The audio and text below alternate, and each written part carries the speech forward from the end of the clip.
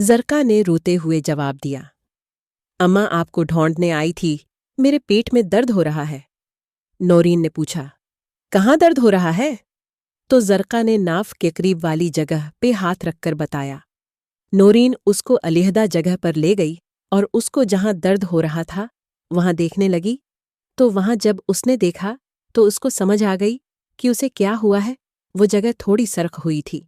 नौरीन ने उसके कपड़े सेट गए और बेटी का हाथ पकड़ के उसे लेकर कर हवेली के अगली तरफ आ गई। राहेल का ताल्लुक वस्ती पंजाब के एक गरीब घराने से था। उसकी उम्र 12 साल थी जब उसका बाप अचानक बीमार होकर मर गया। इस वक्त इसकी बड़ी बहन जिसका नाम ज़ुरका है उसकी उम्र 15 साल थी। वो दोनों बहन भाई अपनी माँ जिसका नौरेन था, जो इस वक्त तकरीबन 35 गंदमी रंगत की देखे नीन नक्श वाली और हुस्न वो जमील की मालिक, इसके साथ अपने इलाके के ज़मींदार चौहद्री इरफान के राया के तौर पर एक छोटे से 2 कमरों के मकान में रहते थे। नौरीन चौहद्री के घर कामकाज करती है और इसका शौहर भी चौहद्री का मुलाजिम था। इसके फौत होने पर चौहद्री ने उनकी काफ़ी मदद की, सारे अखराजात खुद गए। नौरीन के ससुराल में एक सिर जवाब बुजुर्ग हो गया था, जो कि बेटे के मरने के बाद अपनी शादीशुदा बेटी के पास चला गया था। रहने के लिए भी कभी कभार चक्कर लगा जाता। ज़ुरका भी माँ की तरह थी। इस पर नई जवानी आ रही थी। उसका जिस्म भी भर रहा था। वरीन सारा दिन चौहद्री के घर काम काज में मसरूफ रहती थी। राहेल सरकारी स्कूल में 5वीं क्लास में पढ़ता था। ज़ुरका को 5 तक पढ़ाने के बाद स्कूल से हटा लिया था। भा भी जब तक जिंदा थी तब फिर भी कंट्रोल में रहती थी, क्योंकि वो भी चौहद्राइन थी। लेकिन उसकी सरदारी के लाड प्यार की वजह से बहुत बिगड़ी हुई थी। इस वक्त घर के मामलात में इसकी सिर के मरने के बाद उसे पूछने वाला कोई नहीं था। चौहद्री इरफान सारा दिन डेरे पर हुक्का पैता और इलाके की पंचायत वगैर निपटाता, फिर ज़मीनों पर चक्कर लगाने चला जाता। वो उमूमन शाम को ही घर वापस आता तो घर के सारे मुआमलात इखराजात वही देखती थी। रोमाना सिवाय राहेल की माँ नौरीन के हर मुलाजिम या मिलाजमा से हकारत से पेश आती थी। बस नौरीन से नरमी से पेश आती थी। 2 साल पहले जब राहेल का बाप फरीद जिंदा था, अचानक उस नाफ के नीचे दर्द सा महसूस हुआ। वो उठी और माँ को ढूंढते हुए हवेली की पछली एक दिन रोजी माँ के साथ चौहद्री की हवेली गई और एक तरफ फर्श पर बैठकर गोलियां खेलने लगे। अंदर से अजीब आवाजें आ रही। मैं ज़ुरका की नज़र खिड़की के थोड़े से खुले हुए पीठ से अंदर गई तरफ आई, जिधर छोटी चौधराइन की रहाइश थी। वो कमरे की खिड़की के पास से गुजरी थे। वो अंदर का मंजर देखकर अपने दर्द को भूल गई। वो बीड़ पर लेटी हुई थी। इसके पास और कोई नहीं, ज़ुरका का बाप फरीद था, जो कि एक साफ रंगत का नौजवान मर्द था। वो रोमाना के साथ पबजी खेल रहा था। रोमाना भी बोली, बस करो फरीद, माज मेरी पबजी खेलने की हसरत मिटा दो। बड़े दिनों बाद आए हो, कधर रह जाते हो? वो बस बीबी जी चौहद्री साहब के कामों से फुर्सत मिले तो उधर आऊं।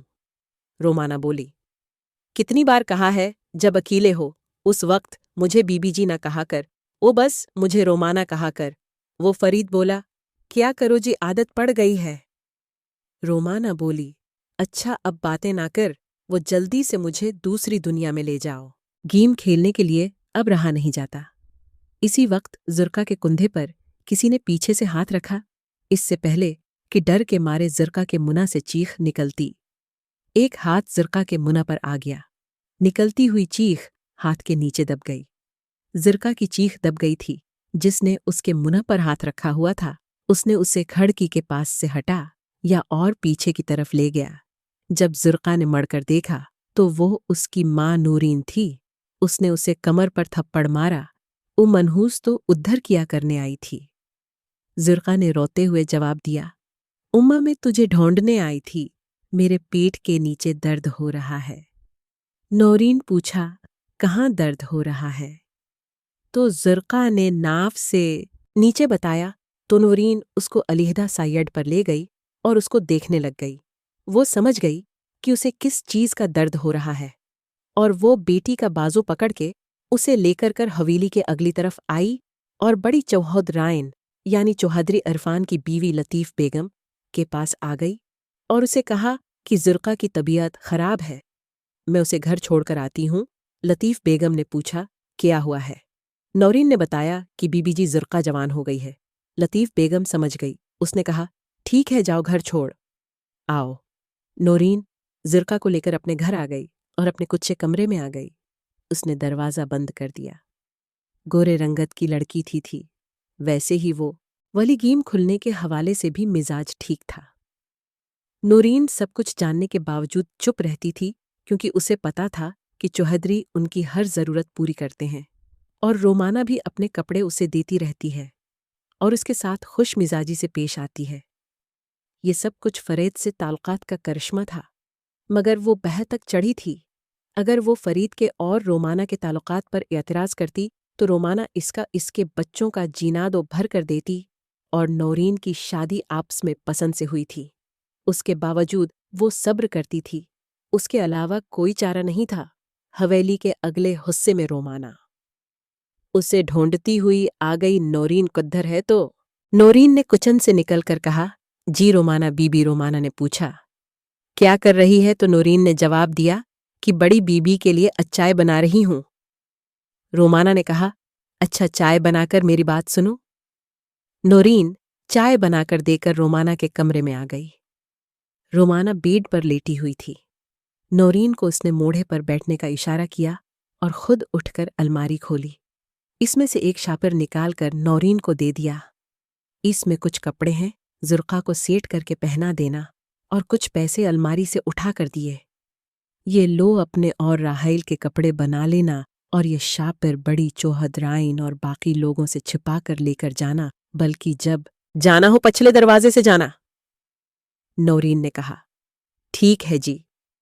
پھر وہ شاپر وہی کمرے میں چھپا کر رکھ کر باہر چلی گئی۔ راحیل باہر سے حویلی کے اندر تیز تیز آیا اور بولا اماں مجھے بھی بھوک لگی ہے۔ نورین نے اسے برآمدے میں بٹھا کر کھانا دیا۔ اسی وقت چوہدری کی دونوں بیٹیاں اسکول سے واپس آئیں۔ ان کا بھائی چوہدری نہال نہیں آیا تھا، شاید ابھی تک باہر تھا۔ اتنی دیر میں وہ بھی بیگ اٹھائے اندر آ گیا۔ حیل اس وقت تقریباً 10 سال کا تھا، مگر گاؤں کی آب و ہوا اور خوراک کی وجہ سے اپنی عمر سے تقریباً 2 سال زیادہ لگتا تھا۔ ارم چوہدری کی عمر اس وقت 18 سال تھی۔ وہ بلا کی خوبصورت اور جوانی جیسے اس پر ٹوٹ کر برسی تھی۔ در از قد لڑکی تھی۔ یہ دونوں اپنے کمروں میں چلی اور گئی تھیں۔ اس نے کھانا ختم کر لیا۔ نورین نے آ کر برتن اٹھا لیے اور راحیل سے کہا کہ بجلی چلی گئی، ٹینکی میں پانی نہیں ہے، مجھے ٹنی لا دے بالٹی میں، پھر کہیں جانا۔ حویلی میں پچھلی طرف میں ایک غسل خانہ اور ایک بات بنا ہوا تھا۔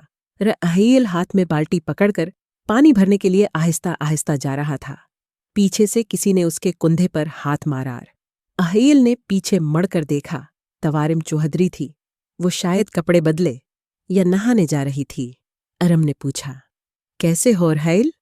راحیل ٹھیک ہوں بی بی جی۔ ارم نے پوچھا کیا کرنے جا رہے ہو؟ رائی نے بتایا پانی بھرنے جا رہا ہوں۔ ارم نے اچھا کہا اور غسل خانے میں چلی گئی۔ غسل خانہ اونچے بنے ہوئے تھے، 2 سٹیپ سیڑھیوں کے بنے ہوئے تھے۔ تیسرے سٹیپ پر غسل خانہ تھا۔ راحیل ڈر گیا۔ اس نے جلدی سے بلٹی اٹھائی۔ اوٹیب راحیل جلدی سے بلٹی اٹھا کر واپس آ گیا۔ وہ پسینے سے شرابور تھا، سوچ رہا تھا کہ لگتا ہے ارم چوہدری نے اسے تانک جھانک کرتے ہوئے دیکھ لیا ہے۔ اس نے پانی کی بالٹی کچن کے باہر رکھی اور ماں کو آواز لگائی کہ پانی رکھ دیا ہے اور میں باہر جا رہا ہوں۔ پیچھے سے نورین نے آواز دی کہ ایک اور بالٹی بھر کے دے جاؤ، مگر وہ ان سنی کر کے باہر نکل گیا کیونکہ اسے ڈر لگ رہا تھا کہ کہیں ارم اس کی حرکت کے بارے میں کسی کو بتانا دے تو اسے بہت مار پڑے گی۔ سیدھا کھیتوں میں باپ کے پاس پہنچ گیا۔ وہاں ٹیوب ویل چل رہا تھا۔ گاؤں کے کافی سارے بچے نہا رہے تھے اور عورتیں ٹیوب ویل کے پانی کے نکاس کے لیے بنے ہوئے پول کی دیواروں پر اور نیچے والے تھڑے پر بیٹھیں کپڑے دھو رہے تھیں۔ راحیل بھی بچوں کے ساتھ وہاں نہانے لگ گیا، مگر آج اس کی نظریں بدل چکی تھیں۔ وہ چور نظروں سے کپڑے دھوتی لڑکیوں اور عورتوں کو گھور رہا تھا۔ کپڑے دھونے اور بچوں کی شرارتوں کی وجہ سے پانی کے چھنٹوں سے تقریباً سب عورتیں بھیگ چکی تھیں۔ سب سے زیادہ وہ عذرا امی کو دیکھ رہا تھا، اس کی شادی ہو چکی تھی۔ وہ تقریباً جو 20-25 سال کی گوری رنگت کی لڑکی تھی، اس کا شوہر بالو لوگوں کی شادی بیاہوں پر کام کاج کر کے کماتا تھا، وہ بھی شوہر کا ساتھ دیتی تھی۔ اس کے علاوہ وہ گاؤں میں تندور پر روٹیاں لگاتی تھی، جس سے گھر کا نظام چلتا تھا۔ اس کا شوہر اس سے عمر میں 10 سال بڑا تھا، جو شادی اکثر دیہاتوں میں ایسے ہی جوڑے جوڑے دیکھنے میں آتے ہیں۔ تندور کے لیے جنگلات سے لکڑیاں لانا اور تندور جلا کر دینا اس کی ذمہ داری تھی۔ عذرا بہت خوبصورت عورت تھی، آگ پر کام کرنے کے باوجود چمکتی ہوئی رنگت تھی اس کی۔ اونچا قد جب چلتی تھی تو گاؤں کے مردوں کی جان نکال دیتی تھی۔ وہ کسی کو منا نہیں لگاتی تھی، بڑی منا پھٹ قسم کی تھی۔ 1-2 مردوں کی اس نے عزت افزائی کی تھی، اس کے بعد مرد اسے دیکھ کر آہیں تو بھرتے تھے، مگر اس کو کچھ کہنے سے ڈرتے تھے۔ دوستو، چینل کو لازمی سبسکرائب کریں۔ آپ ویڈیو دیکھ لیتے ہیں لیکن چینل کو سبسکرائب نہیں کرتے، نہیں تو کل کو ویڈیو نہیں آئے گی۔